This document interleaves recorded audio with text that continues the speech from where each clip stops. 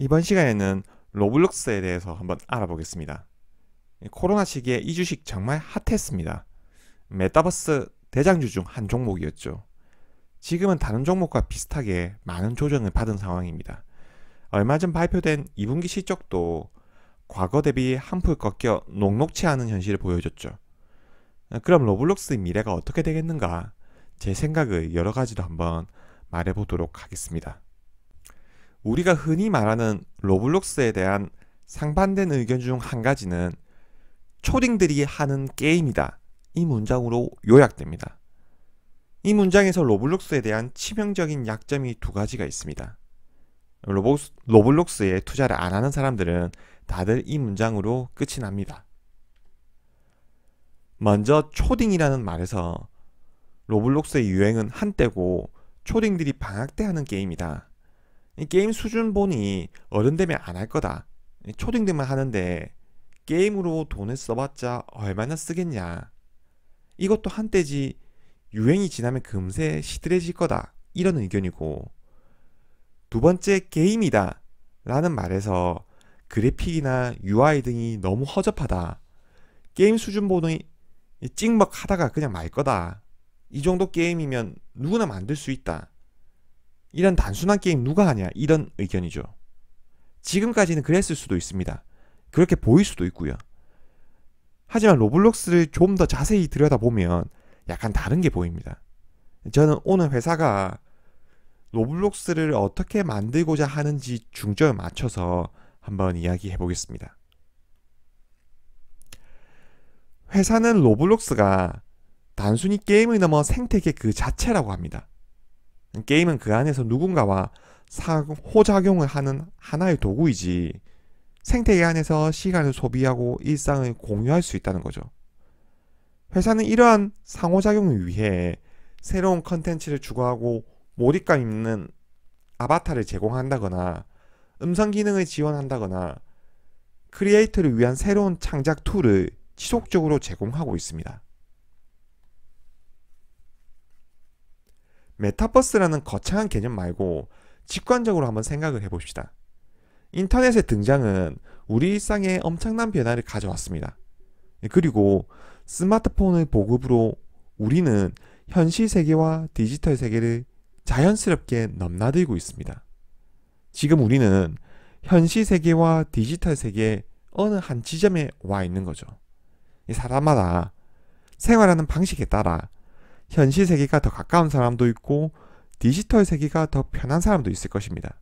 하지만 시간이 지나면서 디지털 세계에서 더 많은 시간을 소비하게 될 거고 디지털 세계와 현실 세계의 경계도 모호해질 겁니다.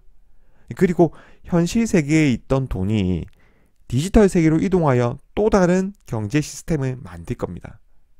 왜냐하면 디지털 세계에 더 많은 사람이 모이고 더 많은 시간을 쓰고 더 많은 돈이 필요하기 때문이죠. 미국 블룸버그에 따르면 메타버스 시장은 2024년 923조 원, 2030년 1800조 원의 규모로 성장할 것으로 추정된다고 합니다. 사실 이건 시대적 흐름입니다. 우리가 경험해왔죠. 일상생활이 디지털과 융합되면서 많은 것들이 바뀌고 있습니다. 처음에는 불편해 보이고 많은 사람들이 이용하지 않더라도 디지털이라는 효율성과 확장성을 정복해서 엄청난 자금력으로 개발해 나가면 어느새 사회의 주축이 되어 있었습니다. 로블록스도 이런 디지털 세계와 일상 세계의 경계가 모호해지는 그 경계에 있는 회사입니다. 디지털 세계에 위치한 로블록스라는 생태계 안에서 생활하는 사람이 더 많아질 거고 돈을 쓰고 먹고 즐기고 하는 사람이 생겨날 겁니다. 지금 그 생태계를 더욱 확장시켜 가고 있는 거고요. 회사가 단순히 게임이 아니라고 하는 것은 이런 큰 그림을 그리고 있는 겁니다.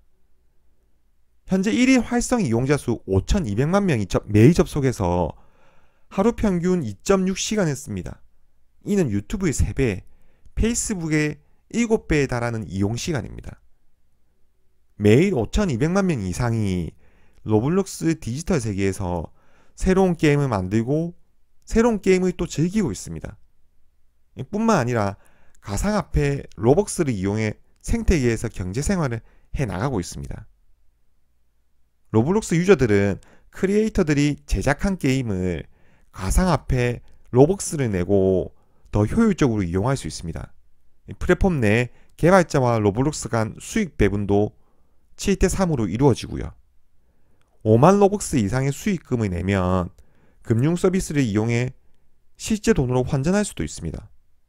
로블록스에서 게임을 만드는 사람은 약 800만 명 이상이고 로블록스 내에는 5천만 개에 달하는 게임이 존재합니다. 로블록스 생태계에서 더 많은 사람들이 더 많은 시간을 보내면서 상호작용을 통해 더 많은 게임이 만들어질 거고, 이 안에서 로벅스를 통한 경제 시스템은 더 공고해질 겁니다. 매일 수천만 명이 여기에 있는데 회사는 단순히 게임만 만들겠냐고요? 아닙니다. 뭔가 새로운 생태계를 계속 확장해 나갈 겁니다. 게임을 즐기는 성인이나 특히 아시아 사람들이 봤을 때 로블록스의 그래픽은 정말 조악해 보입니다. 제가 봐도 크게 재밌어 보이진 않습니다. 하지만 우리 애들은 정말 좋아합니다. 로블록스가 게임 내 아바타나 외부 환경을 단순한 블록 형태로 표현한 건 이유가 있습니다. 더 많은 이용자들이 더 쉽고 더 빠르게 생태계를 만들 수 있는 방법이기 때문입니다. 로블록스가 가장 중점적으로 추구하는 것은 생태계 안에서의 상호작용입니다. 이 크리에이터는 새로운 환경을 만들어 나가야 하고, 이용자는 새로운 환경에 적응해서 새로운 컨텐츠를 쉽게 즐길 수 있어야 합니다. 이를 위해서는 블록 형태의 단순한 창작 툴이 훨씬 효율적이고 생태계를 빠르게 확장하기에도 유리합니다. 인류가 도시를 설계한 역사도 이와 비슷합니다. 콘크리트의 개발은 더 단단하고 더 높게 그리고 더 빠르게 인류가 머무를 수 있는 공간을 제공했습니다. 만약 콘크리트 개발이 없었다면 우리가 사는 도시에서 이렇게 빠른 확장을 할 수 없었을 겁니다. 로블록스는 전 세계 5,200만 명 이상이 매일 접속해서 게임을 하고 있습니다. 이 디지털 세계가 정상적으로 작동하려면 물리적으로 엄청난 데이터 센터와 서버 유지 비용이 필요합니다. 하지만 단기간 엄청난 유저들이 증가됨에 따라 물리적으로 구현할 수 있는 시스템을 안정화하기 위해서는 단순한 그래픽이 필요했었습니다. 회사에서도 기존에 경험해보지 못한 획기적인 창작 툴을 계속해서 제공하고 있습니다.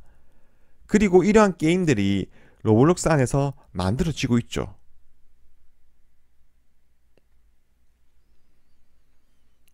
페이스북은 2012년 상장 후 10년 만에 미국 빅테크를 이끌어가는 초거대 기업으로 성장했습니다.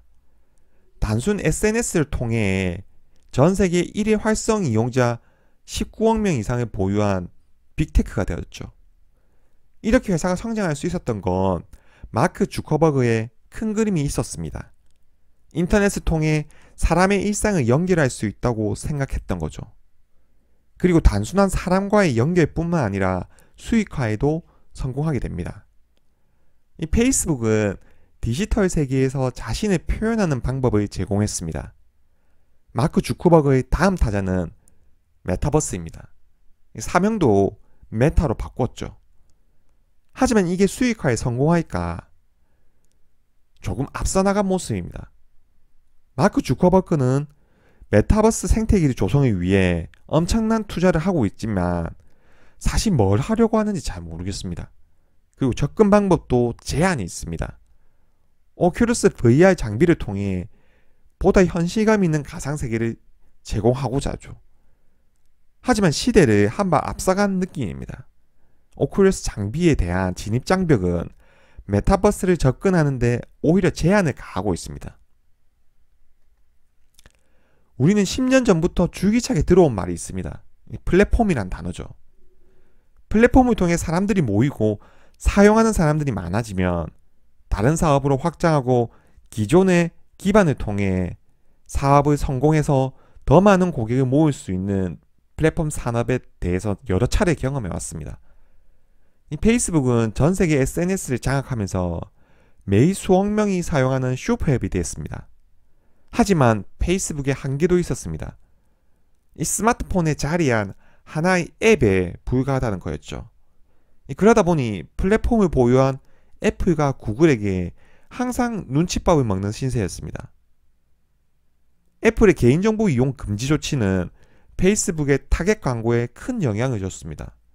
이 부동산으로 치면 앱스토어와 구글 플레이의 입주해 있는 앱이다 보니 건물주의 눈치를 계속해서 볼 수밖에 없는 겁니다. 이 페이스북은 과거부터 자신의 플랫폼을 만들고 싶어 했으나 계속해서 실패했죠. 이제 메타버스를 통해 자신의 플랫폼을 만들고자 합니다. 메타는 메타버스 플랫폼 호라이즌 월드를 통해 크리에이터들이 새로운 게임을 개발해 수익을 얻을 수 있도록 한다는 계획입니다. 하지만 이것도 제대로 될지 잘 모르겠습니다. 이 플랫폼을 위한 필수 조건은 낮은 진입 장벽입니다. 사람들이 쉽게 이용할 수 있고 많은 사람들이 이용할 수 있어야 된다는 거죠. 그래야 많은 사람들을 상대로 수익성 있는 사업을 할 수 있습니다. 이런 면에서 봤을 때 오히려 다음 메타버스 대장주는 로블록스가 될 확률이 굉장히 높습니다.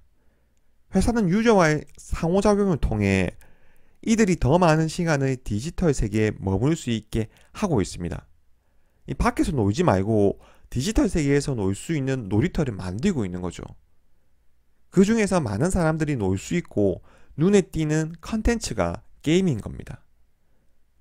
하지만 더 많은 유저가 모이고 단순히 노는 것 외에 다른 관심사를 가진 사람들이 로블록스에서 시간을 보낼 수 있다면 로블록스는 게임 그 이상의 생태계를 만들어갈 수 있을 것입니다. 회사는 그런 준비를 하고 있는 겁니다. 로블록스 CEO인 데이비드 바주키는 로블록스가 바라는 것은 현실 같은 메타버스가 아니라고 합니다. 수십억 명의 사람들이 로블록스와 같은 플랫폼에 와서 놀고 배우고 함께 일하는 것, 이게 로블록스의 장기 비전이라고 말했습니다. 로블록스 다른 거 안 합니다. 회사가 하는 일은 로블록스 생태계를 만드는 일, 오직 그거 하나입니다. 시가총액 250억 달러 회사에서 디지털 세계에 위치한 로블록스 생태계를 만들어 가는 거에만 관심이 있습니다. 이 생태계는 이미 만들어져 있고 전 세계 5,200만 명 이상이 이곳에서 시간을 보내고 있습니다. 이 1,600명 이상의 직원들이 오직 디지털 세계 안에서 자신의 생태계를 만드는 데에만 집중하고 있습니다. 이게 유행을 타는 회사라면 이 직원들이 하고 있는 건 말 그대로 삽질일 겁니다. 그냥 단순히 게임 회사가 게임 하나 만드는 수준이 아니라는 거죠. 시간이 지나면 이 생태계는 갈수록 확장되고 고도화될 겁니다. 유저 수는 변동폭이 있겠지만 지속적으로 늘어날 겁니다. 엄청난 적자가 나고 있지만 잘 갖춰진 경제 시스템과 화폐 교환 시스템으로 로블록스의 영업 현금 흐름은 계속 잘 유지되고 있습니다. 현금 흐름을 통해 지속적으로 글로벌 데이터 센터와 서버 용량을 확대하고 있습니다. 무엇보다 로블록스가 하고자 하는 건 우리가 이해할 수 있습니다.